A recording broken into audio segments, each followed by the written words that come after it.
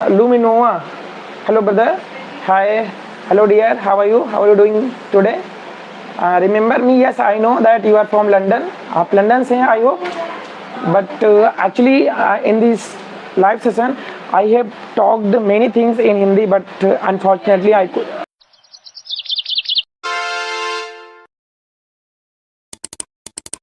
Hello, everyone. Welcome back again on my channel.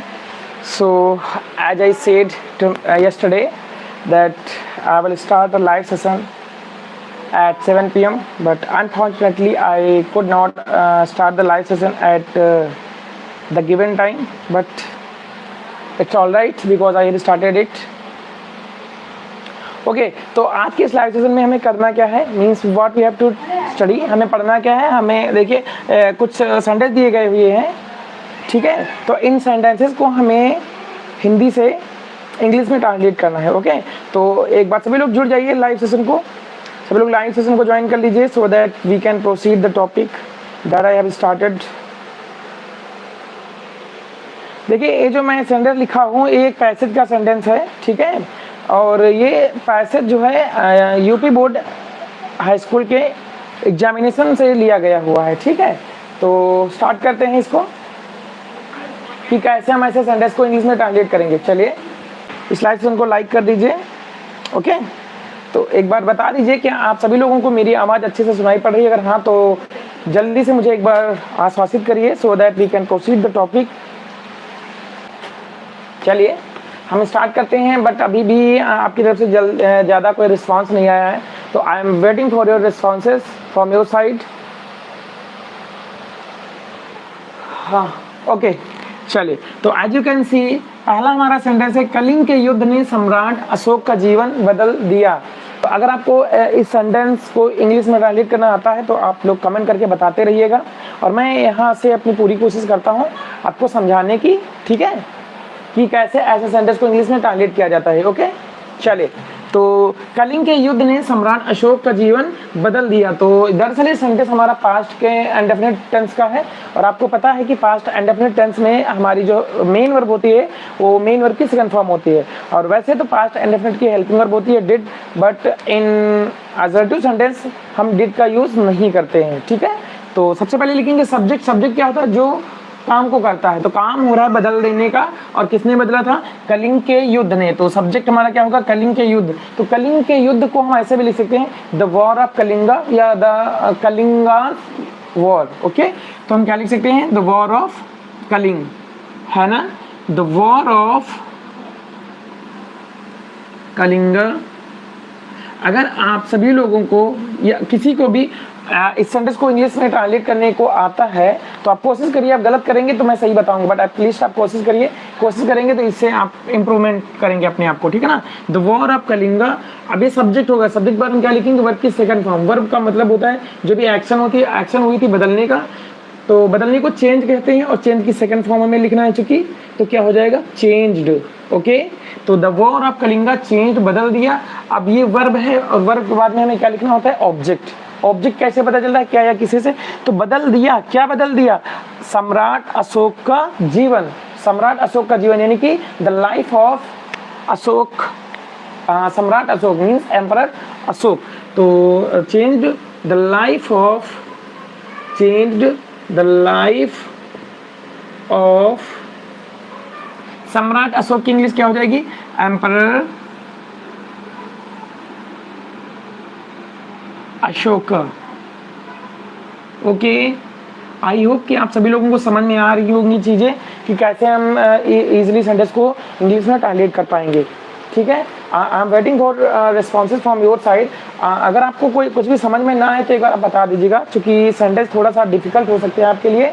और हाँ अगर आप कर पाएंगे या कर पा रहे हैं तो आप जो भी अगला सेंटेंस उसको कोशिश करिए ट्रांसलेट करने की, और उसको कमेंट में आप बता सकते हैं, ठीक है। अगर आप कोई मिस्टेक करेंगे तो मैं आपको बताऊंगा कि आपने मिस्टेक क्या करी है, ठीक है। ओके तो अगला हमारा सेंटेंस है, क्या है, उसने कलिंग के युद्ध में, उसने कलिंग के युद्ध में असंख्य लोगों को बिना बात मरते हुए देखा। I am repeating the sentence again. I hope कि आपको सारे सेंटेंस दिख ही रहे होंगे, बट फिर भी I am repeating the same sentence again in Hindi. उसने कलिंग के युद्ध में असंख्य लोगों को बिना बात मरते हुए देखा। ये सेंटेंस अगर हम पूछे कि किस टेंस में है, तो दरअसल ये सेंटेंस हमारा पास्ट के इंडेफिनिट में है। क्यों पास्ट के इंडेफिनिट में है? क्योंकि बिना बात मरते हुए देखा, देखने का काम हो गया था पास्ट में, ठीक है ना। तो इसको भी वैसे करेंगे, मीन सबसे पहले हम सब्जेक्ट लिखेंगे, सब्जेक्ट के बाद हमारी वर्ब की सेकंड फॉर्म। ओके, तो उसने देखा था, किसने देखा था भाई? सबसे पहले हम सब्जेक्ट लिखेंगे एसर्टिव सेंटेंस में, तो सब्जेक्ट क्या है? उसने, यानी कि ही। क्या हो जाएगा? ही मीन्स उसने। देखने को हम सी कहते हैं और सी की सेकंड फॉर्म क्या होती है? सा। ही सा, उसने देखा। अब ये वर्ब है, अभी इससे पहले भी मैंने बोला था वर्ब के बाद में हम क्या लिखते हैं? हमेशा वर्ब के बाद में ऑब्जेक्ट आता है, और ऑब्जेक्ट को जानने के लिए हम क्या या किसी से प्रश्न करते हैं। तो देखा, क्या देखा? असंख्य लोगों को बिना बात मरते हुए देखा। तो दरअसल ये जो ऑब्जेक्ट है थोड़ा सा बड़ा हो सकता है, बट इसको हम थोड़ा पार्ट में डिवाइड कर ले रहे हैं, ठीक है ना। तो देखा, किसे देखा? असंख्य लोगों को। तो असंख्य की इंग्लिश क्या हो जाएगी? इन्यूमरस कह सकते हैं, या काउंटलेस कह सकते हैं, या फिर नंबरलेस कह सकते हैं। किसकी इंग्लिश? असंख्य की। तो ही सा नंबरलेस, ही सा नंबरलेस लोगों की इंग्लिश क्या हो जाएगी? People, PEOPLE। तो ही सा नंबरलेस पीपल, उसने असंख्य लोगों को देखा। और देखा कैसे देखा? मरते हुए देखा।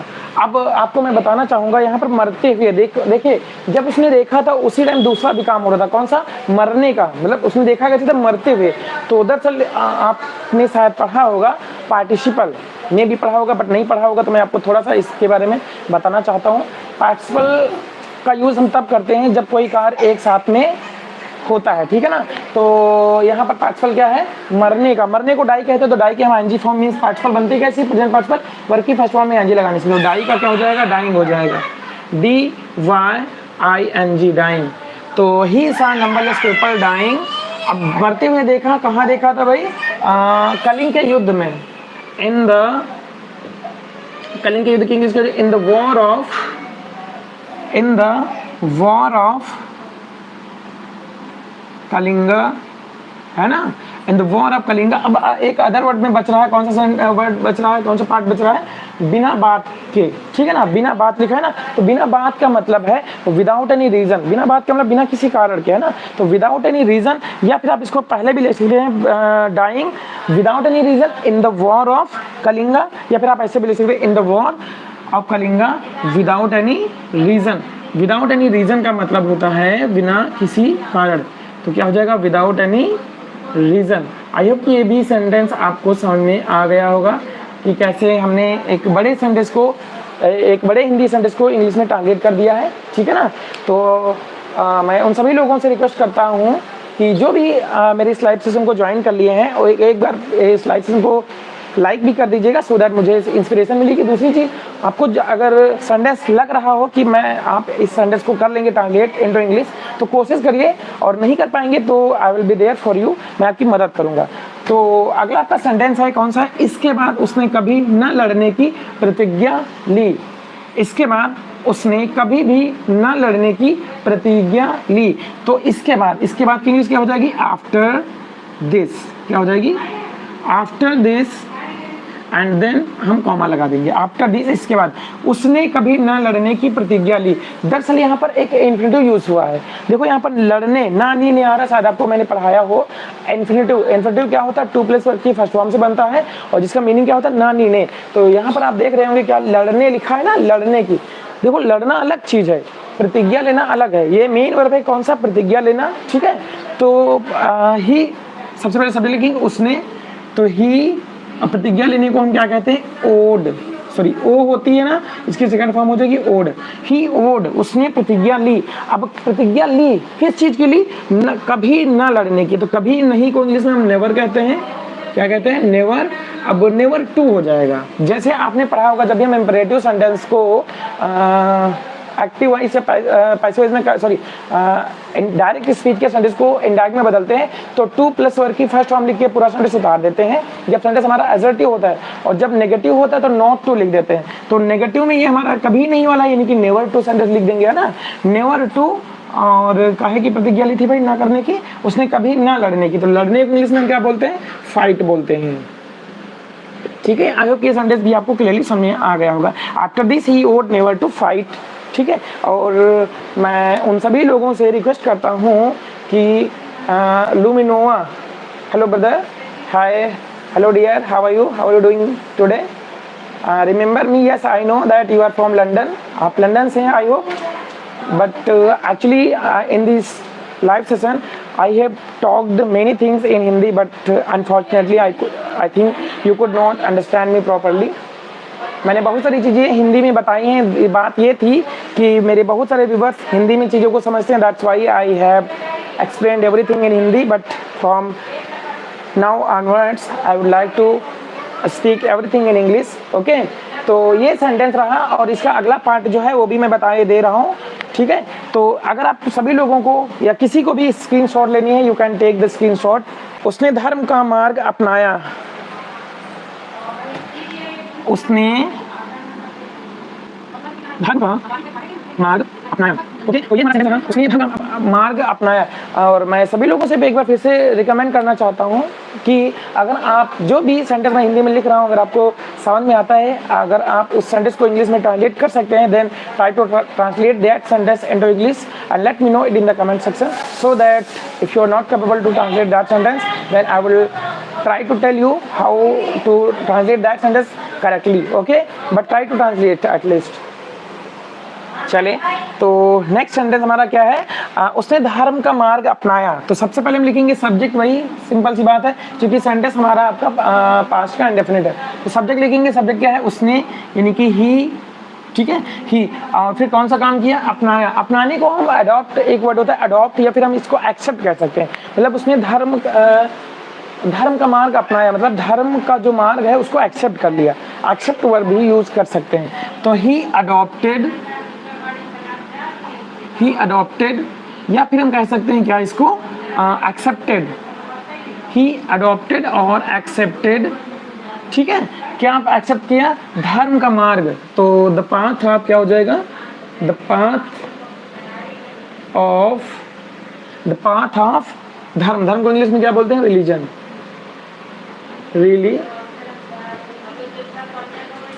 तो क्या हो जाएगा? He adopted the path of religious, उसने धर्म का मार्ग अपनाया। आई होप ये सभी चीजें आपको क्लियरली समझ में आ रही है। एक लास्ट सेंटेंस बचा है, और जीवन में अहिंसा तथा प्रेम को महत्व दिया। और जीवन में अहिंसा और प्रेम को महत्व दिया, ठीक है ना। तो ये मेरा सेंटेंस है, और जीवन में अहिंसा और प्रेम को महत्व दिया। तो जैसा कि आप देख सकते हैं ये सेंटेंस भी हमारा पास्ट का इंडेफिनिट है।